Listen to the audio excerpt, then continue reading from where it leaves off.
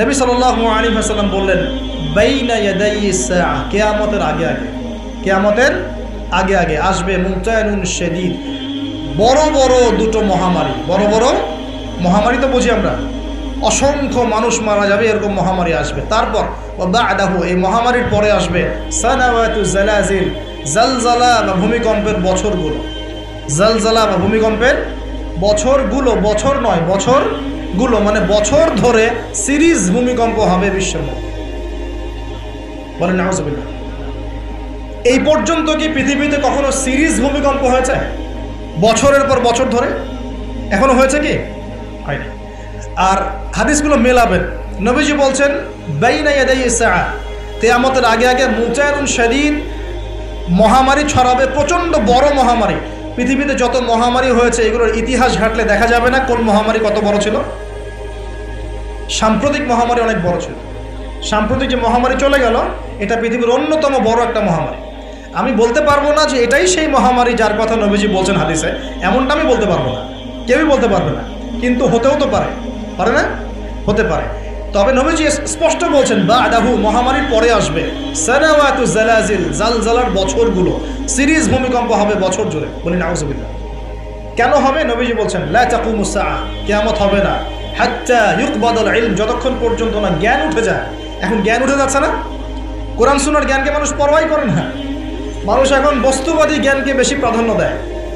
কোরআন সুন্নাহর জ্ঞানকে খুব কম মানুষই প্রাধান্য দিচ্ছে। বেশিরভাগ মানুষ বস্তুবাদী শিক্ষাকে প্রাধান্য দেয়। ইউকবাদুল ইলম, জ্ঞানকে কবজ করে নেওয়া হবে। নবীজি বলছেন এরপর কি হবে? ওয়া তাকসুরা জালাজিল, বেশি বেশি ভূমিকম্প হবে। ওয়া ইয়াতাকারাবুজ জামান, সময় সংক্ষিপ্ত হয়ে আসবে। এখানে অ্যামেজিং বিষয় হচ্ছে কি, প্রত্যেক ভূমিকম্পের সাথে সময় একটু একটু করে সংক্ষিপ্ত হয়। এটা রিসার্চ, সায়েন্সের। কীভাবে? পৃথিবীর ভিতরে একটা জায়গা আছে যেটা উত্তপ্ত, লাভা, এখানে লাভা আছে। কারণ পৃথিবীর ভিতরটা কিন্তু গরম।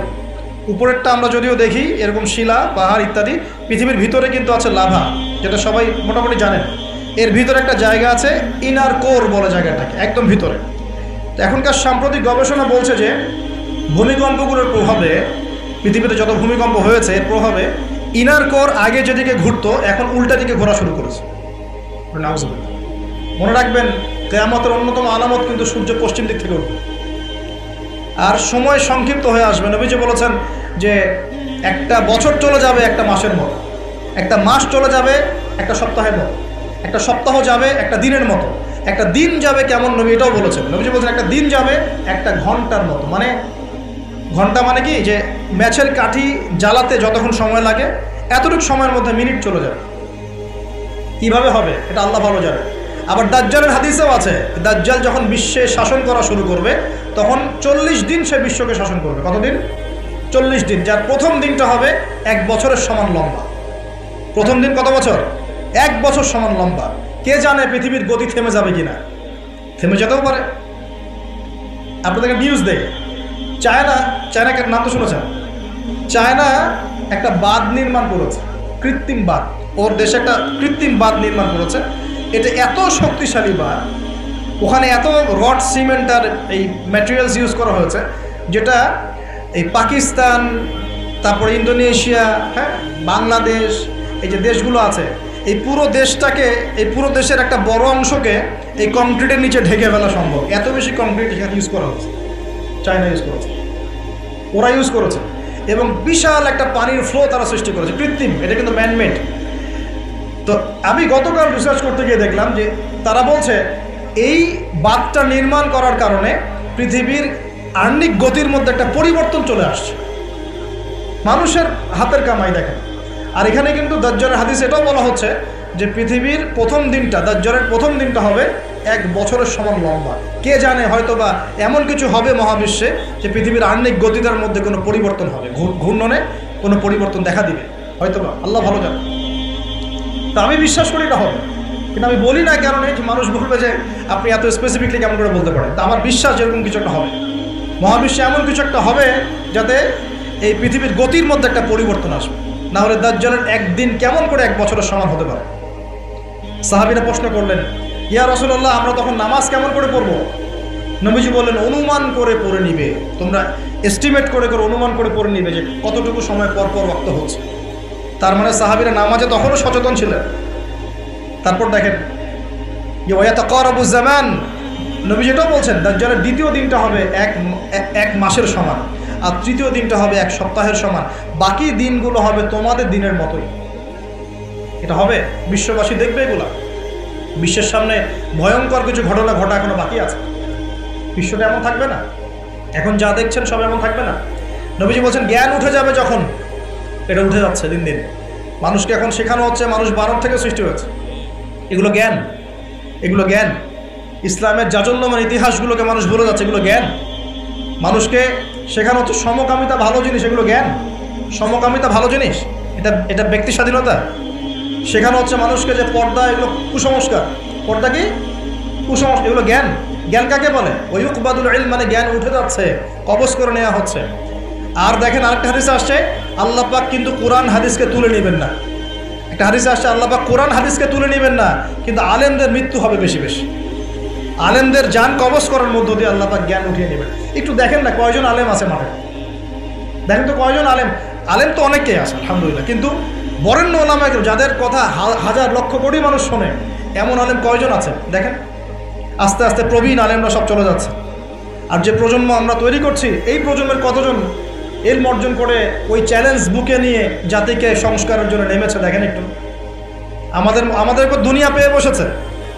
আমাদের চিন্তা হচ্ছে মসজিদ ইমামতি নিয়ে, একটা তারাবি পড়াবো, ইমামতি করবো, একটা মাদ্রাসার মুহতামিম হবো, এতটুকুই আমার চিন্তা স্বপ্ন। কেন? স্বপ্ন থাকতে হবে যে আমি আমার জ্ঞান দিয়ে উম্মাহকে পরিবর্তন করবো ইনশাআল্লাহ, এবং আল্লাহর জমিন আল্লাহর দিন প্রতিষ্ঠা করে ছাড়বো ইনশাআল্লাহ। এরকম চ্যালেঞ্জ নেওয়ার মানসিকতা আছে কয়জনের, খেয়াল করে দেখেন। আর হিউজ এই যুব সমাজ যারা জেনারেল লাইনে পড়ছে, তাদের মধ্যে কয়জন আলেম হচ্ছে একটু চিন্তা করেন। আর যারা দুই একজন উঠে আসার সুযোগ পাচ্ছে, তাদেরকে আবার মানুষ বুক ভরে রিসিভ করছে না, তারা হেল্প পাচ্ছে না, সহযোগিতা পাচ্ছে না, বরং হিংসার শিকার হচ্ছে, বিদ্বেষের শিকার হচ্ছে, আগ্রহ হারিয়ে ফেলছে। আমি এখানে এসে কী করবো, আমাকে তো বুকে টেনে নেয় আর কেউ নেয়, এমন মনে হচ্ছে মানুষের কাছে। তো জ্ঞান উঠে যাবে, কিন্তু শুধু কোরআন সুন্নাহ আল্লাহ পাক তুলে নেবেন না, এমনটা আল্লাহ পাক বলেন নাই। আল্লাহ বলেছেন, তার নবীর মাধ্যমে জানিয়েছেন যে আলেমদের মৃত্যু হবে, সংখ্যা কমে যাবে। সংখ্যা বেড়েছে না কমেছে? তা আল্লাহ পাক আমাদেরকে বোঝার তৌফিক দান করেন। আমরা এখন আলেম হই নাই, যে শব্দগুলো আমাদের সামনে ইউজ করা হয়, কসম আল্লাহর, এগুলোর সাথে আমাদের কোনো সম্পর্ক। এখন আমরা শুধু তালেবে ইলম আছি। আর আমি দোয়া করি আমি তালেবে ইলম অবস্থায় থাকতে চাই, কারণ জ্ঞানের কোনো শেষ নাই। দোলনা থেকে কবর, জ্ঞান অর্জন করতেই থাকতে হবে। নবী মুসা আলাইহিস সালাম পর্যন্ত জ্ঞান অর্জন করতে গিয়েছেন খিজরের কাছে আলাইহিস সালাম, জান নাই? নবী মুসা আলাইহিস সালাম বলছেন আমি সবচেয়ে জ্ঞানী মানুষ, আল্লাহ পাক বলছেন না, তুমি সবচেয়ে জ্ঞানী মানুষ না, ওই যে আমার বান্দা খিজর, ও জ্ঞানী মানুষ। তখন তিনি বলছেন আমি তার সাথে দেখা করতে চাই, জ্ঞান শিখতে চাই। হাল আত্তাবিউকা আলা আন তুআল্লিমানি মিম্মা উল্লিমতা রুশদা, তিনি গিয়ে বলছেন আমাকে কি আপনার সাথে রাখবেন, আল্লাহ পাক আপনাকে যা শিখিয়েছেন তার থেকে কিছু শেখাবেন। কে বলছে? নবী মুসা আলাইহিস সালাম। তো নবী মুসা আলাইহিস সালাম তালেবে ইলম হতে পারেন, আর আমরা কি বিয়া হয়ে গেছি নাকি? তো এই আন্তর্জাতিক খ্যাতি সম্পন্ন হাবিজাবি এগুলো বয়কট করেন, দরকার নেই এগুলো কোনো দরকার নাই। এমনি আমরা তালেবে ইলমই থাকতে চাই। আর আমরা শুধু দায়ী মাত্র, আপনাদেরকে হয়তো দাওয়াত দিতে পারবো, কিন্তু ফিকহের কঠিন মাসআলাগুলো, গভীরতা, এগুলো আমরা বলতে পারবো না, এগুলো মুফতি সাহেবরা বলতে পারবে না। তো বরেণ্য ওলামায়ে কেরামদের সংখ্যা কিন্তু কমছে। আমরা দোয়া করি আল্লাহ পাক সমস্ত মজলুম ওলামায়ে কেরামকে মুক্তিদানের ব্যবস্থা করেন, এবং আল্লাহ পাক বাংলার জমিনে আলেমদেরকে দিয়ে ভরিয়ে দিন ইনশাআল্লাহ। আর জাহেলদেরকে আল্লাহ পাক আলেমের জায়গায় আনা থেকে আমাদেরকে হেফাজত করুন বলে। আর আমাদের সবাইকে এই ট্রল পাগল হলে চলবে না, ইস্যু পাগল হলে চলবে না, সমালোচনা সংস্কৃতি রঙ করা যাবে। আপনি মানুষ তৈরি করেন, মানুষ তৈরি করা অনেক কঠিন, নামিয়ে দেওয়া সহজ। আমরা এই জায়গায় আসতে অনেক কষ্ট করতে হয়েছে, কিন্তু নামানো কিন্তু খুব সহজ। একটা ইস্যু দিয়ে নামাতে পারে না, একটা ইস্যু সৃষ্টি করে নামাতে পারে। এই জায়গায় আসতে কিন্তু অনেক কষ্ট করতে হয়। অতএব আল্লাহর দ্বীনের সাথে গাদ্দারি করলে আল্লাহ পাক ছাড়বেন না, কিন্তু এটা মাথায় রাখবেন। আল্লাহ পাক আমাদের সবাইকে বোঝার তৌফিক দান করেন। নবীজি বলছেন কখন এই ভূমিকম্পগুলো আসবে, সিরিজ ভূমিকম্পগুলো কখন আসবে? যখন জ্ঞান উঠে যাবে এবং জালজালা বাড়বে, ইয়াতাকারাবু জামান, জামানা কাছাকাছি চলে আসবে। আরও বলছেন নবীজি যে তোমাদের মাল সম্পদ বৃদ্ধি পাবে, ফায়াফিদু, এবং মাল সম্পদ উপচে পড়বে তোমাদের। দিন দিন দেখছেন না যে যার স্যান্ডেল কেনার টাকা ছিল না, সে এখন উঁচু উঁচু বিল্ডিং তৈরি করতেছে, দেখেন না? এটাই তো নবী সাল্লাল্লাহু আলাইহি ওয়াসাল্লাম হাদিস জিবরিলে কি বলেছেন? ওয়ান তারাল হুফাতাল উরাতাল আলাতা রিয়া আশ-শাইয়া তাতাওয়ালুনা ফিল বুনিয়ান। নবীজি বলছেন কিয়ামতের অন্যতম নিদর্শন হচ্ছে সমাজের নগ্ন পদের খালি গায়ের রাখাল শ্রেণীর মানুষ উঁচু উঁচু বিল্ডিং নির্মাণের প্রতিযোগিতা করবে। এমনটা হচ্ছে না? সম্পদ বাড়ছে মানুষের, এটাও একটা কিয়ামতের সাইন। নবীজি আরও বলছেন ওয়াজাহরাতিল কায়নাত ওয়াল মুগান্নিয়াত, এবং বেশি বেশি বাদ্যযন্ত্র এবং নায়িকা নর্তকী এগুলোর সংখ্যা বাড়তে হবে। বাড়ছে না এগুলো বাড়ছে। এই সময়ে নবী সাল্লাল্লাহু আলাইহি ওয়াসাল্লাম বলছেন যে এই জালজালাগুলো আসতে থাকবে। এটা একটা হাদিস। একটাতে আসছে যে নবী সাল্লাল্লাহু আলাইহি ওয়াসাল্লাম বলছেন লা ইয়াশরাবান্না নাস মিন হাযিহিল উম্মাহ আল খামর, আমার উম্মতের মধ্যে কিছু মানুষ মাদকদ্রব্য পান করবে, সবাই না, কিছু মানুষ মাদকদ্রব্য পান করবে। ওয়ায়ুসাম্মুনাহা বিগাইরি ইসমিহা, এবং সেই মাদকের নাম তারা পরিবর্তন করে খাবে। খাচ্ছে না মানুষ এখন? মদকে মদ বলছে না। এই যে তোমরা টাইগার খাও কেন, স্পিড খাও কেন, এগুলোর মধ্যে অ্যালকোহল নাই? দিব্যি বাচ্চাদেরকে এগুলো খাওয়াচ্ছে অনেকে, দেখা যায়। আপনি কি পাগল হয়ে গেছেন নাকি? এগুলোর মধ্যে এমন ক্ষতিকর উপাদান আছে যেগুলো দিয়ে মানুষের কিডনি ড্যামেজ হয়ে যায়। দিব্যি রোজার মাসে রমজান রোজা খুলেই একেবারে সিগারেট হাতে নিয়ে একদম এগুলো খাওয়া শুরু করবে। এগুলোর মধ্যে মাদকদ্রব্য আছে। যে পানীয়র মধ্যে যার্রা পরিমাণ মাদকদ্রব্য থাকবে সেটাও মাদক, মনে রাখবেন। স্মোক করো, স্মোকটাকে অনেকে মাদক মনে করে না, তাই না? স্মোকিংটাকে অনেকে মাদক মনে করে না, মনে করে মাকরু মনে হয়। মাকরু মানে কি? মাকরু মানে কি ভালো? মাকরু মানে কি? মাকরু মানে কি? কোরআনে সূরা বানু ইসরাঈল খুলে দেখেন, বড় বড় কিছু পাপের কথা মেনশন করে আল্লাহ পাক বলছেন এই পাপগুলো ছেড়ে দাও, এই পাপগুলো আল্লাহর কাছে মাকরু, এই পাপগুলো আল্লাহর কাছে অপছন্দের পাপ। এটা কি মাকরু মানে কি জায়েজ করে নেওয়া? সিগারেট খাওয়া বন্ধ করেন, ওয়াদা করেন আমার সাথে যে আজকে থেকে কোনোদিন সিগারেটে হাত দিবেন ইনশাআল্লাহ। কোনো প্রকার এইসব টাইগার মাইগার স্পিড খাবেন না, এসব ভালো জিনিস না। ভালো কিছু খান না, ভালো কিছু খান। আর অনেকে দেখা যায় যে জর্দা খাওয়া শুরু করেছে। কেন? এটাও কি সুন্নত নাকি? কি দরকার আছে ভাই? এতটুকু খাইলে হয়তো নেশা হয় না, বুঝলাম। এতগুলো জর্দা একবারে খান দেখি, খাওয়া যাবে? খামরের মূলনীতি কি? যার বেশি খেলে নেশা হয় তার অল্প খাওয়া হারাম। মনে করেন এখানে যতটুকু পানি আছে, এতটুকু খেলে, এতটুকু মাদক খেলে কারো নেশা হচ্ছে না, কিন্তু এতটুকু খেলে নেশা হচ্ছে। তার মানে কি এতটুকু খাওয়া জায়েজ, এতটুকু খাওয়া হারাম, নাকি পুরোটাই হারাম? এটা বোঝার জন্য কি মুফতি হওয়ার দরকার আছে? আপনি বুঝতে পারছেন। অতএব এই যাবতীয় মাদক দ্রব্য থেকে দূরে থাকতে হবে, না হলে ভূমিকম্প আসবে। কিন্তু ভূমিকম্প আসবে। আর মাদক দ্রব্য নিয়ন্ত্রণ অধিদপ্তর দিয়ে শুধু মাদক নিয়ন্ত্রণ করা যাবে না। মানুষের ঈমান আকীদার পরিবর্তন দরকার। মানুষের মধ্যে আল্লাহর ভীতি জাগ্রত করতে হবে, তাহলে মানুষ অটোমেটিক মাদক ছেড়ে দেবে ইনশাআল্লাহ। আমরা কি যুবক ভাইদের কাছে ওয়াদা নিতে পারি ইনশাআল্লাহ তাআলা জীবনেও কোনোদিন মাদক খাবো না, জীবনে কোনোদিনও মাদকের ধার কাছে যাবো না ইনশাআল্লাহ। আল্লাহ পাক সাক্ষী থাকুন, আল্লাহ কবুল করুন, আমিন। প্রিয় ভাইয়েরা, এটা নবীজি বলছেন লা ইয়াশরাবান্না নাস মিন হাযিহিল উম্মতি খামরুন, আমার উম্মতের কিছু মানুষ খামর মাদক পান করবে। ওয়া ইউসাম্মুনাহা বিগাইরি ইসমিহা, এর নাম রাখবে ভিন্ন, অন্য নামে ডাকবে, মাদক বলে ডাকবে না। আর কি করবে? ইউজাফু আলা রুউসিহিমুল মাআজিফ, মাআজিফ মানে হচ্ছে বাদ্যযন্ত্র। মাআজিফ মানে কি? বাদ্যযন্ত্র। এখন বলেন তো মাথার কাছে বাদ্যযন্ত্র থাকবে মানে কি? ইয়ারফোন, ব্লুটুথ, এই যে আপনি যে মাথায় কানে দিয়ে রাখছেন, মাথায় আছে না? দেখেন নবী সাল্লাল্লাহু আলাইহি ওয়াসাল্লাম কতদিন আগে, 1400 বছর আগে এই হাদিস বলে গেছেন যে ওই সময় আমার উম্মতের একটা অংশ এরকম করে হেডফোন দিয়ে মাথা দিয়ে গান শুনবে, কানের ভিতরে গান মিউজিক চলবে, চলছে না? ওয়াল মুগান্নিয়াত, এবং তারা গায়িকা নায়িকা নর্তকী নাচাবে। নাচায় না মানুষ? শহরগুলোতে গিয়ে দেখেন, খালি গায়িকা নর্তকীর শহরে যাওয়া লাগে, ফেসবুক ইউটিউব ঢুকলেই তো দেখা যায়, সবখানেই নাচতে আছে। আর মেয়েদেরকে নিয়ে আমি কালকে লেকচার দিব ইনশাআল্লাহ। ওদেরকে অনেক কিছু বলার আছে, অনেক কিছু বলার আছে। কারণ সমাজের একটা বড় ক্ষতি হচ্ছে এদের কারণে, সমাজের একটা বিশাল ক্ষতি হচ্ছে বেপর্দা মেয়ের কারণে। বহু দিনদার পরেশগার যুবক পর্যন্ত ঈমান হারাচ্ছে এদের কারণে। আর বাসায় তো এদের বাপ নাই, মনে হয় বাপ নাই, ভাই নাই, স্বামী নাই, কেউই নাই, এদেরকে বোঝানোর কেউ নাই। অনেক দিনদার ছেলে পর্যন্ত এদের ফিতনায় দিন হারিয়ে ফেলছে। আর এখন কিছু কিছু ওয়াইজ বের হয়েছে, প্রেম বিশেষজ্ঞ, মানে বসে বসে প্রেমের আলাপ করতে পারলে মাথায়। আর এগুলো নিয়ে টল করতে করতে ভাইরাল সব ইউটিউব, ফেসবুক, চুলকে সুরসুরি আলাপ করতে ভালো লাগে। এখানে এই হারাম সম্পর্কের ভিত্তি ঘুরাই দিতে হবে। বারবার বলি তোমাদেরকে যে একটা হালাল রিজিকের সোর্স তৈরি করো, তাড়াতাড়ি বিয়ে করে ফেলো। বিয়ে ছাড়া যৌন চাহিদা, লজ্জাস্থানের হেফাজত, এগুলো করার কোনো বিকল্প কোনো পথ নাই। বিকল্প কোনো পথ নাই। যে পথগুলো দেখা যায় এগুলো হতাশা আরও বাড়ায় দিবে, এগুলো আপনাকে আরও জানোয়ার বানায় ফেলবে ভিতর থেকে। পর্নোগ্রাফির যুগ চলছে। মেয়েদের ইজ্জত আবরু রক্ষা করা খুব চ্যালেঞ্জের কাজ। মেয়েদের ইজ্জত আবরু রক্ষা করা এত চ্যালেঞ্জ যে পর্নোগ্রাফির যুগে যে কোনো মেয়ে ধর্ষিত হতে পারে। একটা কথা এখন না বললেই পারতেছি না, আমি কিছু রিপোর্ট দেখেছি, কিছু কিছু মাদ্রাসায়, কিছু কিছু হিপসখানাতে পর্যন্ত আস্তাগফিরুল্লাহ, যে ছাত্র যারা আছে, ছাত্র, এই ছাত্রদের সাথে এরকম বালাৎকার সমকামিতার কাজ করা। আমরা বাচ্চাদেরকে পাঠাবো কোথায় তাহলে? এটা আমাদের সাথে হবে কেন?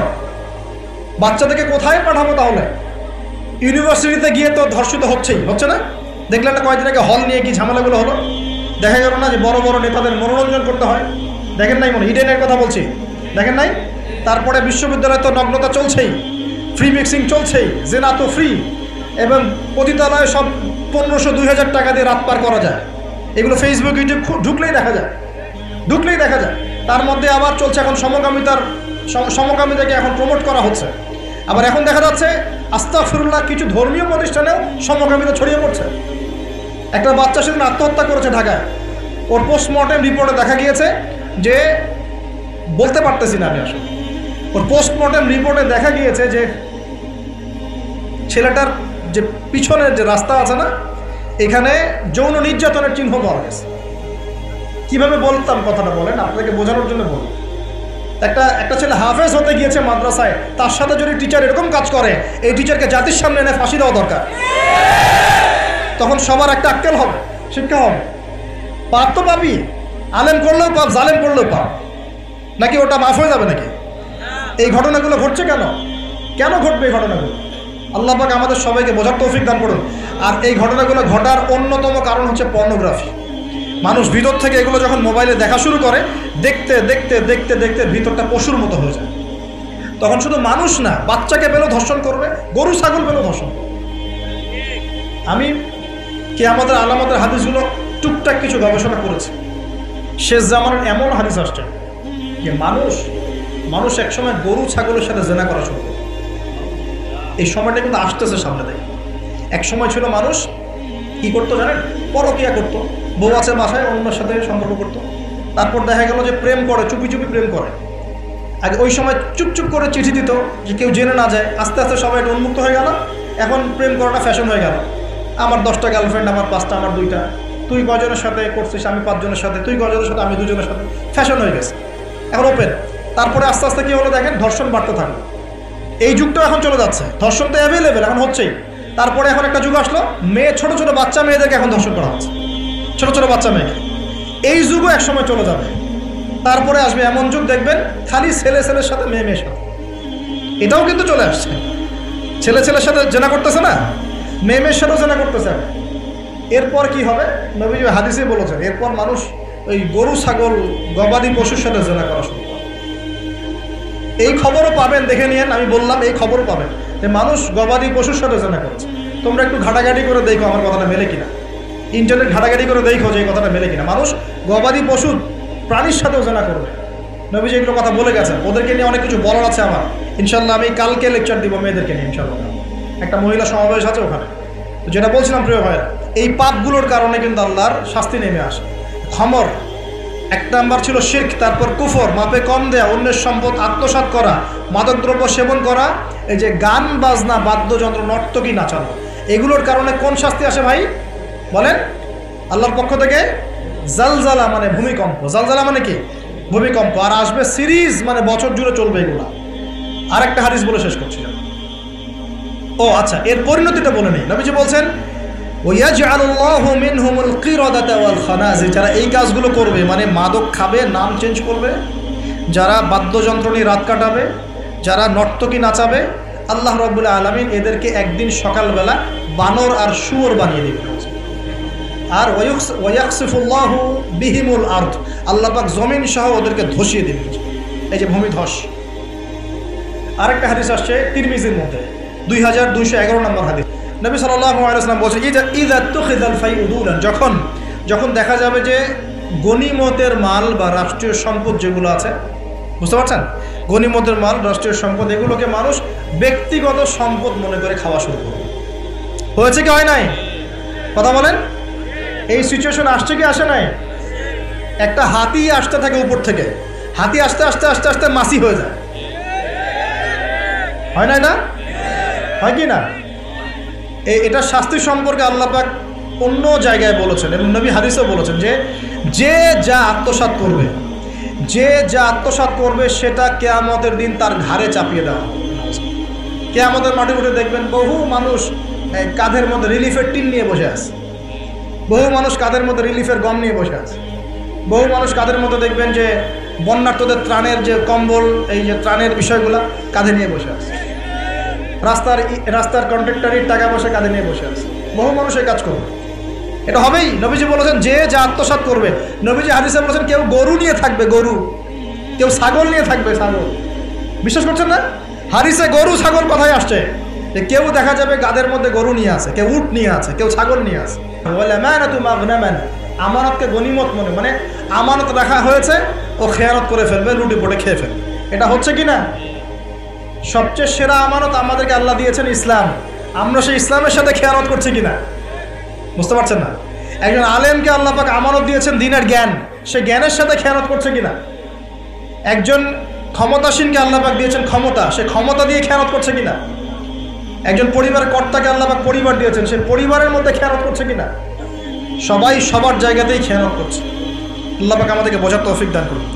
3 নম্বর নবীজি বলছেন ওয়াজ যাকাতু মাগরামান, যখন যাকাতটাকে মানুষ বোঝা মনে করা শুরু করে। যাকাত দিতে চায় না মানুষ, যাকাত নাম শুনলেই দৌড় দেয় পিছন থেকে, যাকাত দিতে চায় না, নামাজ পড়ে যাকাত দিতে চায় না। আল্লাহ পাক আমাদের সবাইকে যাকাত দেওয়ার তৌফিক দান করুন। ওয়া তুউল্লিমা লিগাইরিদ দ্বীন, এটা চমৎকার। নবীজি বলছেন যে যখন ধর্ম বিবর্জিত শিক্ষা চালু হবে, বুঝতে পারেন না?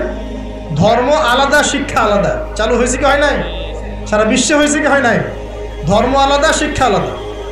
ধর্ম বিবর্জিত শিক্ষা যখন চালু হবে, এবং এবার শোনেন নবীজি বলছেন রাজুলুম রাতাহ, একজন পরিবারের কর্তা তার স্ত্রীর আনুগত্য করবে। ফ্যামিলিস্ট রেভলিউশন মানে স্ত্রীর আনুগত্য করবে পুরুষ, স্ত্রীর আঁচল ধরে বসে থাকবে পুরুষ। শুধু তাই না, ওয়াক্কা উম্মাহ, এবং তার মায়ের সাথে খারাপ ব্যবহার করা শুরু করবে। মাকে প্রাধান্য না দিয়ে বউকে প্রাধান্য দিবে এবং তার আঁচল ধরে বসে থাকবে। এই সময় আসে নাই? আচ্ছা, হিসাব করতে থাকে, মিলাতে থাকে। নবীজি বলছেন ওয়াদনা সাদিকা, বন্ধু বান্ধবদেরকে কাছে টেনে নিবে, বন্ধু বান্ধবদেরকে কাছে টেনে নিবে। ওয়াকসা আবা, এবং তার বাবাকে দূরে ঠেলে দেবে। হয়েছে কি হয় নাই? যুবকরা বলো, এটা হয় নাই? বাবাকে দেখলে কয়েকটি সালাম দেয়, বাবার সাথে কতজনের ভালো সম্পর্ক আছে? বন্ধুর সাথে যা বাবার সাথে তা নয়। অথচ বাবা এবং ছেলের সম্পর্ক হওয়া উচিত বন্ধুত্বপূর্ণ। তোমার সবচেয়ে সেরা বন্ধু হবে তোমার বাবা, তোমার সবচেয়ে সেরা বান্ধবী হবে তোমার মা এবং তোমার বোন। মায়ের সাথে ছেলের সম্পর্ক দূরত্ব, বাবার সাথে ছেলের সম্পর্ক দূরত্ব, এগুলো হচ্ছে না?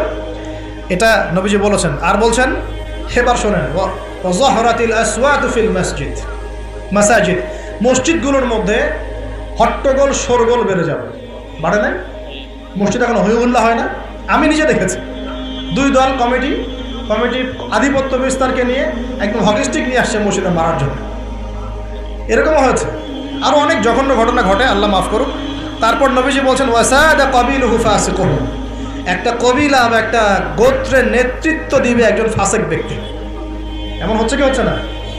হচ্ছে। ওয়াসাদা কাবিলুহু ফাসিকুহুম, তাদের মধ্যে যে ফাসিক সে দিবে নেতৃত্ব। নাউযুবিল্লাহ। নবীজি আরও বলছেন ওয়া কানা যাঈমুল কওমি আরযালাহুম, সমাজের সবচেয়ে নিম্ন শ্রেণীর মানুষ কওমের জিম্মাদার হয়ে যাবে। সুবহানাল্লাহ। নবীজি আরও বলছেন ওয়া উকরিমা রাজুল, একজন ব্যক্তিকে এই কারণে সম্মান করা হবে মাখাফাতা শাররি, তার ভয়ে তাকে সম্মান করা হবে।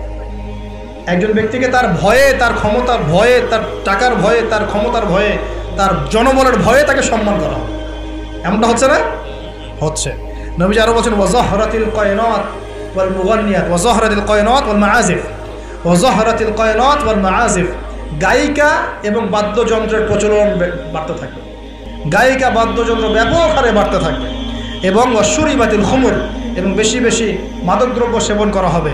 ওয়ালাআনা আখিরি হাযিহিল উম্মাহ উলাহা, উম্মতের শেষ দিকের মানুষেরা প্রথম দিকের মানুষকে গালি দেওয়া শুরু করবে। এই পাপগুলো যখন সমাজে দেখা যাবে, এই পাপগুলো যখন সমাজে দেখা যাবে তখন তোমরা ফাল ইয়ারতাকিবু, এবার ধেয়ে আসবে ইনদা যালিকা, তোমাদের দিকে ধেয়ে আসবে 4টা আযাব। কয়টা আযাব? 4টা। 1 নাম্বার নবীজি বলছেন রিহান হামরাআন, উত্তপ্ত গরম বাতাস তোমাদের দিকে ধেয়ে আসবে। এখনো কি এসেছে? আসবে। আমি রিসার্চ করেছি, এই নাসা এই গবেষণা শুরু করেছে, সূর্য থেকে এরকম ক্ষতিকর কিছু উত্তপ্ত বিকিরণ আসতেছে পৃথিবীর দিকে এবং সামনে আসবে পৃথিবীর দিকে, দেখে নিন। নাসাও বলছে এটা আসবে, কারণ ওইখানে হিলিয়াম গ্যাসের বিস্ফোরণ হচ্ছে সূর্যের মধ্যে, ওখান থেকে এমন উত্তপ্ত কিছু আসবে যেটা পৃথিবীকে ধেয়ে নিয়ে আসবে। আল্লাহ মাফ করুন। ওয়ারিহান হামরা, নবীজি বলেছেন গরম উত্তপ্ত বাতাস তোমাদেরকে চাপিয়ে দেওয়া হবে। ওয়া জালজালাতা, এবং এই যে ভূমিকম্প আল্লাহ চাপিয়ে দিবেন এই পাপগুলোর কারণে। আর কি হবে? ওয়া খাসফান, এবং ভূমি ধসে যাবে নিচে। ভূমি কি হবে? ধসে যাবে। আর বলছেন ওয়া মাসখান, এবং মানুষের চেহারা সুরত আকৃতি পরিবর্তন হয়ে যাবে। এটাকে বললাম যে বানর সুর হয়ে যাবে। আরও কিন্তু আকৃতি পরিবর্তনের আরও ব্যাখ্যা আছে। ছেলে এখন মেয়ে হয়ে যাচ্ছে, মেয়ে ছেলে হয়ে যাচ্ছে, দেখছেন না খবরগুলো বাড়ছে না? এটাও মাসখান, মানে আকৃতি পরিবর্তন হয়ে যাচ্ছে। আরেকটা হচ্ছে ওয়াকাযফান, এবং আসমান থেকে আল্লাহ পাথরের বৃষ্টি বর্ষণ করবে। এই 5টা শাস্তি তোমাদের কাছে ধেয়ে আসবে। কিভাবে? একটা তসবি দানা ছিঁড়ে দিলে যেভাবে টপ টপ করে সব পড়ে যায় পুঁথিগুলো, এত দ্রুত এই ফিতনাগুলো আসতে থাকে। তাহলে ভাই কোন কোন পাপ শিখলাম? আজকের এই ছোট্ট আলোচনা আমরা শিখলাম যে শুআয়ব আলাইহিস সালামের কওমকে সর্বপ্রথম ধ্বংস করা হয়েছে ভূমিকম্প দিয়ে। যে ভূমিকম্প আমরা এখন আমাদের সামনে দেখছি, এবং আশঙ্কা করা হচ্ছে বাংলাদেশের দিকেও বড় কোনো ভূমিকম্প হবে, এটা আশঙ্কা করা হচ্ছে। এবং ভূমিকম্প প্রবল এলাকাগুলোর মধ্যে সিলেটও আছে। আপনার সিলেট, চট্টগ্রাম, এই বার্মার এই রুট আছে, এদিকে রংপুর, ঢাকা তো এগুলো আছেই। এবং সবচেয়ে বেশি ক্ষতির মধ্যে পড়তে পারে ঢাকা শহর। আল্লাহ না করুক, আল্লাহ না করুক তো দোয়া করছে, কিন্তু পাপ তো ঠিকই করছে। আল্লাহ না করুক যদি এরকম 5 থেকে 6 মাত্রাটা কোনো ভূমিকম্প হয়েছে, যার উৎপত্তি স্থল বাংলাদেশের কাছাকাছি, তাহলে দেখবেন আল্লাহ না করুক লক্ষ লক্ষ মানুষ মারা যাবে।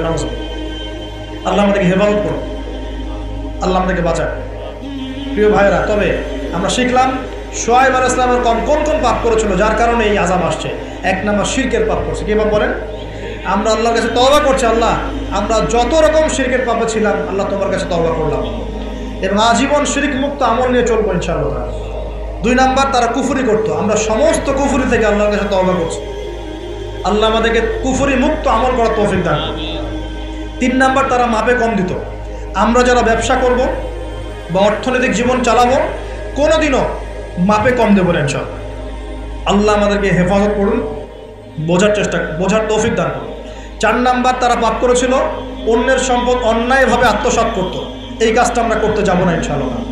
আল্লাহ পাক আমাদেরকে হেফাজত করুন বলি আমি। আর এই উম্মতে মুহাম্মাদিয়া আর কি কাজ করবে যার কারণে এই পাপ আসবে? 1 নাম্বার হচ্ছে তারা কি করবে?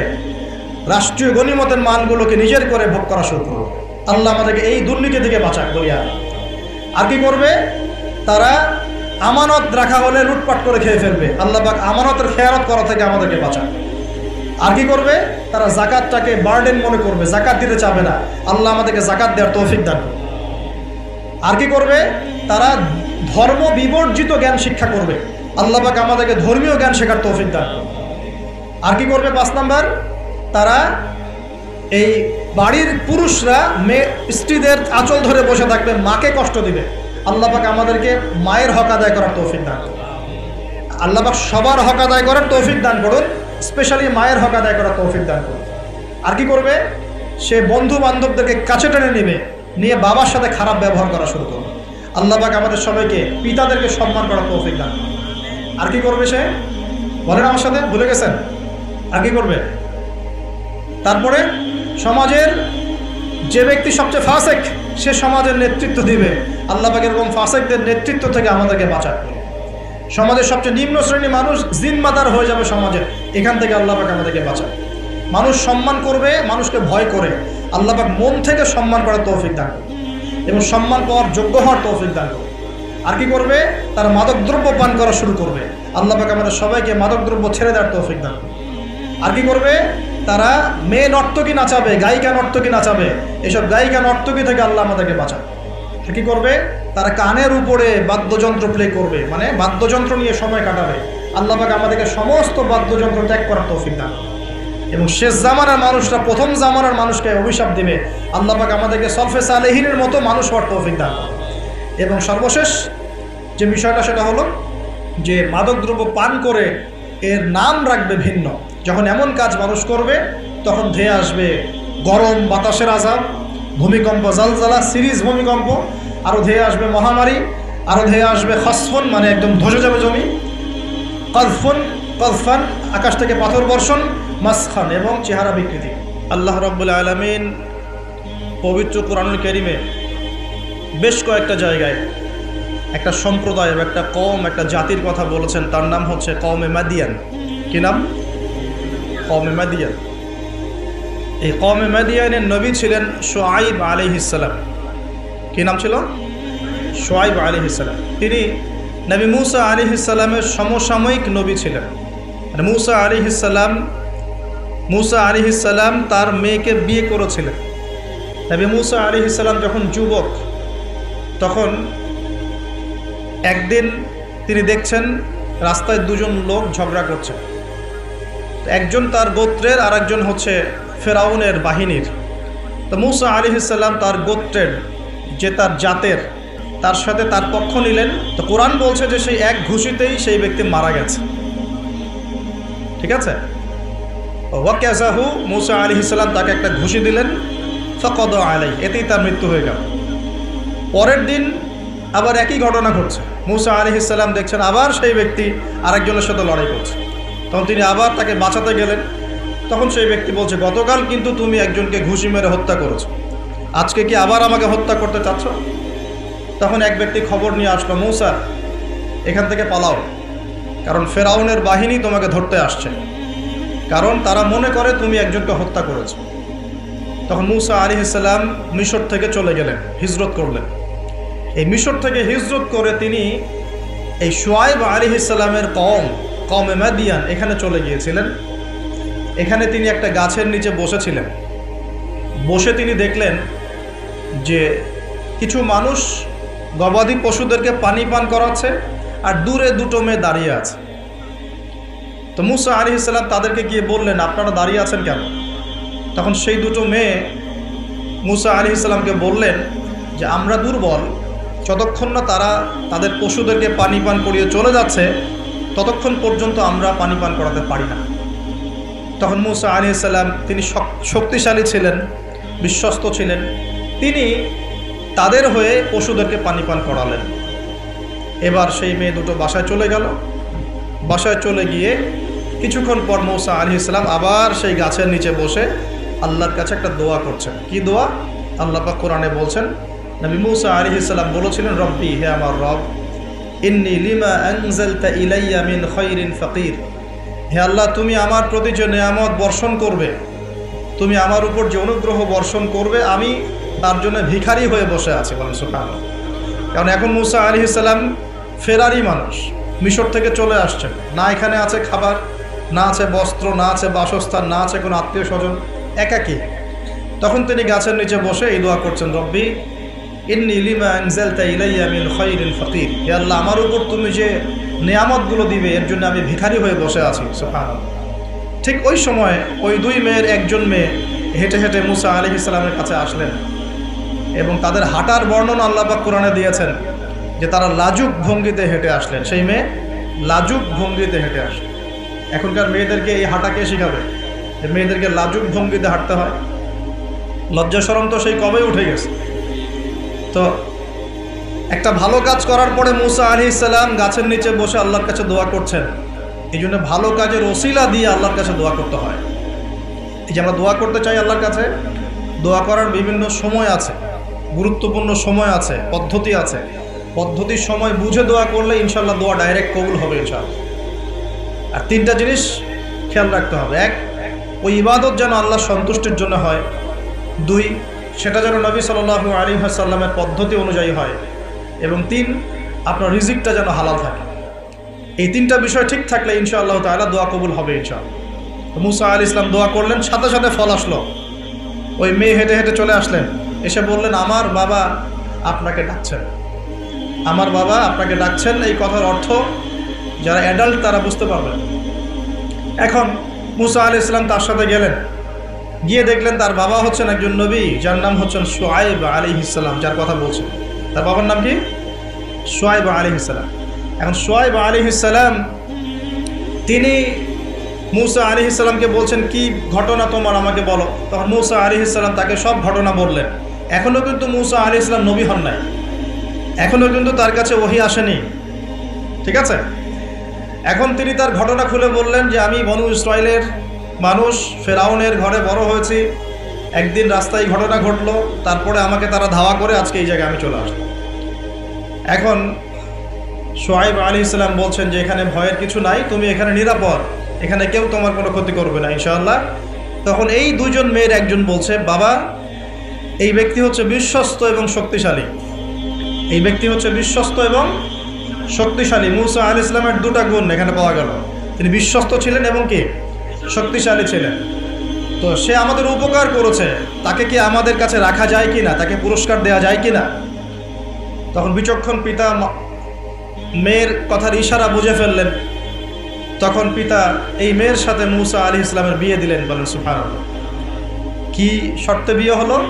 8 বছর শুআয়ব আলাইহিস সালামের যে আপনার কাজ করতে হবে, মানে খামার, শুআয়ব আলাইহিস সালামের যে প্রজেক্ট আছে সেখানে 8 বছর শ্রম দিতে হবে, চাকরি করতে হবে, 8 বছর দেখাশোনা করতে হবে তার প্রপার্টিস দেখাশোনা করা মানে কি, সব দেখভাল করা, ভালো মন্দ দেখাশোনা করা। তার ছিল ক্ষেত, ছিল জমি জমা, ছিল আপনার গবাদি পশু ছিল, এগুলো দেখাশোনা করতে হবে। তো মুসা আলাইহিস সালামকে শর্ত দিচ্ছেন 8 বছর আমার এখানে কাজ করতে হবে, আর তুমি যদি 2 বছর বেশি করো, 10 বছর পূর্ণ করতে পারো, এটা তোমার বিষয়। আর এই ওয়াদা আমার আর আল্লাহর মাঝখানে, তোমার আমার আল্লাহর মাঝখানে থাকবে। তো মুসা আলাইহিস সালাম রাজি হলেন এবং তিনি সেখানে থাকতে লাগলেন। তো পরবর্তীতে মুসা আলাইহিস সালামের কাছে নবুয়ত আসলো যখন তুর পাহাড়ে তিনি আগুন দেখতে পেলেন। তিনি সেখানে গিয়ে আগুন খুঁজছেন, আর তুর পাহাড়ের ডান দিক থেকে আল্লাহ রাব্বুল আলামিন আওয়াজ দিলেন, ইয়া মুসা, হে মুসা, ফাখলা'না আলাইক, তোমার জুতা খুলে আসো, ইন্নাকা বিল ওয়াদিল মুকাদ্দাসি তুয়া, তুমি এখানে পবিত্র একটা জায়গায় এসেছো। মুসা আলাইহিস সালাম তো ভয় পেয়ে গিয়েছিলেন। আল্লাহ রাব্বুল আলামিন তাকে ওহী করলেন, তুমি নবী, আমার কাছে রাসূলরা ভয় পায় না, তোমার হাতে ওটা কি? মুসা আলাইহিস সালাম বলছেন, আমার হাতে লাঠি। কি করো লাঠি দিয়ে? মুসা আলাইহিস সালাম বলছেন, লাঠি দিয়ে আমি এই যে আমার গবাদি পশু এগুলোকে তাড়াই, গাছের পাতা পারি ইত্যাদি। আল্লাহ পাক বলছেন লাঠি ছুঁড়ে মারো। লাঠি ছুঁড়ে মারার সাথে সাথেই এটা একটা বড় অজগর হয়ে গেল, এবং মুসা আলাইহিস সালাম এটা দেখে পিছনে দৌড় দেওয়া শুরু করল। তখন আল্লাহ পাক ডেকে বললেন, ভয় পেও না, আমার কাছে যারা মুরসালিন রসুলগণ ভয় পায় না, তোমার হাতটা বগলের নিচে ঢোকাও। মুসা আলাইহিস সালাম হাত নিয়ে এই বগলের নিচে দিলেন, এবার বের করো। বের করলেন, দেখলেন হাত দিয়ে আলো বের হচ্ছে। এরপরে আল্লাহ পাক তাকে নবুয়ত দিলেন, যাও ফেরাউনের কাছে। কোন ফেরাউন? যেখান থেকে তুমি পালিয়ে এখানে এসেছো, ফেরাউনের কাছে গিয়ে ইযহাব ইলা ফিরআউনা ইন্নাহু তাগা, ফেরাউনের কাছে যাও, গিয়ে বলো যে সে সীমা লঙ্ঘন করেছে। কি সীমা লঙ্ঘন সেটা আমরা পরে দেখবো ইনশাআল্লাহ। আমরা মোটামুটি জানি ফেরাউন সম্পর্কে, সে কন্যা সন্তানদেরকে জীবিত রাখত, পুত্র সন্তানদেরকে হত্যা করত, বনু ইসরাইলকে বিভক্ত করে শাসন করত, জুলুম করত, এবং তার সবচেয়ে বড় অপরাধ হচ্ছে সে নিজেকে খোদা দাবি করেছে। সে বলেছে আনা রব্বুকুমুল আ'লা, আমি তোমাদের মহান রব। তো সে সীমা লঙ্ঘন করেছে, নাউযুবিল্লাহ। তো আল্লাহ পাক মুসা আলাইহিস সালামকে তার কাছেই পাঠাচ্ছেন, ফেরাউনের কাছে যাও, দাওয়াত পেশ করো। মুসা আলাইহিস সালাম বলছেন, আল্লাহ আমার তো জিহ্বায় জড়তা আছে, রব্বি ইশরাহ লি সদরি, আল্লাহ আমার বক্ষটাকে প্রশস্ত করে দেন, মানে আমাকে সাহস দেন। ওয়া ইয়াসসির লি আমরি, আমার কাজকে সহজ করেন। ওয়াহলুল উকদাতাম মিন লিসানি, আমার জড়তা, জিহ্বার জড়তাগুলো দূর করে দেন। ইয়াফকাহু কওলি, যাতে মানুষ আমার কথা বুঝতে পারে, আর আমার ভাই হারুন আমার চেয়ে ভালো কথা বলতে পারে। আল্লাহ হারুনকেও নবুয়ত দান করুন। আল্লাহ পাক হারুন আলাইহিস সালামকেও নবুয়ত দান করলেন, এবং দুজনকে বললেন ইযহাবা ইলা ফিরআউন, তোমরা দুজন এখন ফেরাউনের কাছে যাও, ইন্নাহু তাগা, ফাকুলা লাহু কাওলান লাইয়িনা, ফেরাউনের কাছে গিয়ে তার সাথে নম্র ভাষায় কথা বলবে, তাকে আল্লাহর দিকে দাওয়াত দিবে। যদি সে দাওয়াত কবুল না করে তখন তাকে শাস্তির ভয় দেখাবে, এবং সে যদি বিশ্বাস না করে তাহলে অজগর এবং হাতের এই যে মুজেজা, এই মুজেজাগুলো তোমরা দেখাবে। যাই হোক, তো মুসা আলাইহিস সালাম নবুয়ত পেয়েছেন শুআয়ব আলাইহিস সালামের আন্ডারে থাকার সময়। আমি তার কথা বলতে গিয়ে দিকে এসেছি। এই শুআয়ব আলাইহিস সালামের কওম ছিল কওমে মাদিয়ান। কি নাম ভাই? একটু বুঝবেন জিনিসটা, কওমে মাদিয়ান। তো এটা আসহাবুল আইকাও বলা হয়, তাদেরকে আসহাবুল আইকাও বলা হয়, কিন্তু এই জায়গাটার নাম ছিল কওমে মাদিয়ান, মাদিয়ান উপত্যকা। এখন শুআয়ব আলাইহিস সালাম খুব চমৎকার একজন বাগ্মী ছিলেন। বাগ্মী বলতে যিনি খুব সুন্দর করে কথা বলতে পারেন। আছে না এমন কিছু মানুষ সমাজে যারা খুব সুন্দর করে কথা বলতে পারে? তো শুআয়ব আলাইহিস সালাম নবীদের মধ্যে চমৎকার করে কথা বলতে পারতেন, এবং তার সাথে যুক্তি তর্কে কেউ পারত না।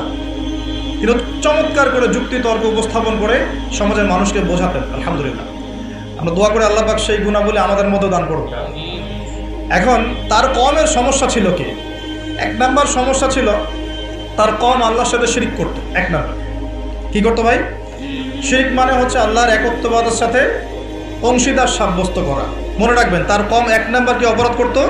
শিরক করত। দুই নাম্বার কুফর, শিরকের সাথে সাথে তারা কুফরি করত, আল্লাহ রাব্বুল আলামিন অনুগ্রহগুলোকে, নেয়ামতগুলোকে অস্বীকার করত। তিন নাম্বার, এই দুটোর পাশাপাশি ওদের অপরাধ ছিল যে তারা মাপে কম দিত। কি করত? মাপে কম দিত। তিন নাম্বার। চার নাম্বার, ওরা অন্যের সম্পদ, মানুষের সম্পদ অন্যায়ভাবে দুই নাম্বারই করে লুটে পুটে খাইত। এই চারটা ছিল ওদের মেজর অপরাধ। কয়টা অপরাধ? এই চারটা মারাত্মক মেজর অপরাধ। এখন আসেন, এদের কি পরিণতি হলো সেটা বলার আগে আমরা এই পাপগুলো নিয়ে একটু আলোচনা করি। এই পাপগুলো নিয়ে একটু আলোচনা করি সংক্ষিপ্ত করে। মাদিয়ান কওমের সর্বপ্রথম অপরাধ ছিল তারা আল্লাহর সাথে শিরক করত, মানে আল্লাহ পাকের তাওহীদের সাথে অংশীদার সাব্যস্ত করত।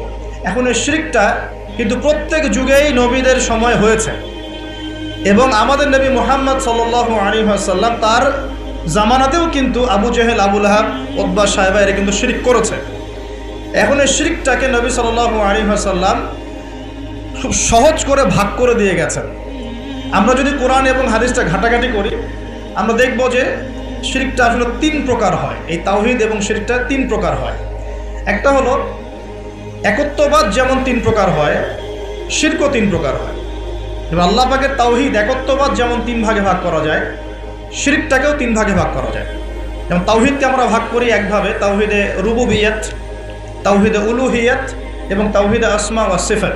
এই তিন ভাগে আমরা ভাগ করি। ঠিক একইভাবে শিরকটাও তিন ভাগে হয়। একটা হচ্ছে আশিরকু ফিল আকীদা, বিশ্বাসের মধ্যে শিরক; আশিরকু ফিল আমাল, কাজের মধ্যে শিরক; আশিরকু ফিল লিসান আও আশিরকু বিল কওল, শিরক হচ্ছে আপনার কথার মধ্যে অথবা জবানের মধ্যে, মানে ভাষাগত শিরক, কর্মগত শিরক এবং আকীদাগত শিরক। আমি কি বুঝতে পারছি? এই তিনটা সহজ করে দিলাম। শিরক এরকম তিন ভাগে ভাগ করা যায়। উদাহরণ দিলে পরিষ্কার হবে। যেমন বিশ্বাসগত শিরক, যেমন কোনো মানুষ যদি বিশ্বাস করে যে মহাবিশ্বের কোনো স্রষ্টা নাই, এই মহাবিশ্ব এমনি এমনি সৃষ্টি হয়েছে, এটা বিশ্বাসগত শিরক, তাই না? কেউ যদি বিশ্বাস করে যে আল্লাহ এই বিশ্বকে সৃষ্টি করেছেন, কিন্তু আল্লাহর পাশাপাশি আরো ইলাহ আছে, নাউযুবিল্লাহ, এটাও হবে বিশ্বাসগত শিরক। কেউ যদি মনে করে যে আল্লাহ পর্যন্ত পৌঁছতে হলে আমাকে এই যে চন্দ্র, সূর্য, গ্রহ, নক্ষত্র, গাছপালা এগুলোর পূজা করতে হবে, শিরক। এটা হলো বিশ্বাসগত শিরক। ধরেন কেউ যদি মনে করে যে আল্লাহ বলতে কেউ নাই, নাস্তিকতায় বিশ্বাস করে যে কোনো ইলাহ নাই, এই মহাবিশ্ব বিগ ব্যাং থেকে সৃষ্টি হয়েছে, এটাও হবে কি? চিন্তাগত, আকীদাগত শিরক। কেউ যদি মনে করে যে আমার ভালো মন্দের মালিক আল্লাহ নয়, ভালো মন্দের মালিক আমি নিজে, কেউ যদি মনে করে, শিরক হবে। কেউ যদি মনে করে তাকদীর বা ভাগ্য বলতে কিচ্ছু নাই, আমি যা করব তাই পাবো, এমন মানুষ নাই, এটাও হবে আকীদাগত শিরক, কারণ আল্লাহ পাক তাকদীর রচনা করেছেন। কেউ যদি মনে করে যে কবরে শায়িত মৃত মানুষ আমাকে পরকালে বাঁচিয়ে দিবে, আমাকে পরকালে পুলসিরাত পার করিয়ে দিবে, বিশ্বাসগত শিরক হয়ে যাবে। কেউ যদি মনে করে যে অমুক ওসিলা মাধ্যম ধরলে আমি সন্তান লাভ করব, এটাও শিরক হবে। সন্তান দেওয়ার মালিককে। কেউ যদি মনে করে আমি পরিশ্রম করি বলেই রিজিক প্রাপ্ত হই, শিরক হবে। আমি পরিশ্রম করি, কাজ করি, ব্যবসা করি, চাকরি করে বলেই তিন বেলা খেতে পারি, শিরক হবে। কে খাওয়ায়? কেউ যদি মনে করে যে আমি খুব রুটিন লাইফ লিড করি, ভালো মন্দ বেঁচে চলি, ভালো ভালো খাই, ব্যায়াম করি, এই কারণে আমি সুস্বাস্থ্যের অধিকারী, শিরক হবে। সুস্বাস্থ্য দিয়েছেন কে? কেউ যদি মনে করে যে আমার হাতে একটা আংটি আছে, এই আংটি খুলে ফেললে আমার রোগ হবে, এটা হবে বিশ্বাসগত শিরক। কেউ যদি মনে করে আংটিটা খুলে ফেললে আমার রোগ বেড়ে যাবে, অথবা আংটি খুলে ফেললে আমি মারা যাব, আমার কোনো ক্ষতি হবে, বিশ্বাসগত শিরক। কেউ যদি মনে করে ভালোগুলো সব আল্লাহর পক্ষ থেকে আসে আর খারাপগুলো শয়তানের পক্ষ থেকে আসে, এটাও শিরক। কারণ ভালো মন্দ দুটোই কার পক্ষ থেকে আসে? আল্লাহর পক্ষ থেকে। চুল আঁচড়াচ্ছেন, চিরুনিটা হাত থেকে পড়ে গেল। কেউ যদি মনে করে এখন মেহমান আসবে বাসায়, এটা হবে একটা শিরকি আকীদা। বাসা থেকে বের হয়েছেন, হঠাৎ করে হোঁচট খেলেন, এই কাপড়টা আটকে গেল, আপনি মনে করছেন হয়তো বাইরে গেলে কোনো অমঙ্গল অকল্যাণ হতে পারে, বিশ্বাস করলেই শিরক। কেউ যদি মনে করে যে রাস্তার পাশে লোক বসে আছে টিয়া পাখি নিয়ে, ও আমার ভাগ্য বলতে পারে, বিশ্বাস করলে শিরক। কেউ যদি পত্রিকা খুলে দেখে রাশি ফলে লেখা আছে তুমি সিংহ রাশি, তোমার আজকের দিনটা এমন যাবে, বিশ্বাস করলে শিরক। কেউ যদি হাত দেখায় জ্যোতিষীকে, দেখিয়ে বলে যে আমার ভবিষ্যৎ বলে দেন, আমার কয়টা বিয়ে হবে, কয়টা বাচ্চা হবে, কেউ যদি বিশ্বাস করে তাহলে শিরক। এরকম অসংখ্য শিরক হতে পারে, আমি বলে শেষ করতে পারবো না, যেগুলো মানুষের চিন্তার সাথে সম্পৃক্ত। কিসের সাথে সম্পৃক্ত? এই চিন্তার সাথে যে শিরকগুলো সম্পৃক্ত, এগুলোকে আমরা বলি আশিরকু ফিল আকীদা বা বিশ্বাস।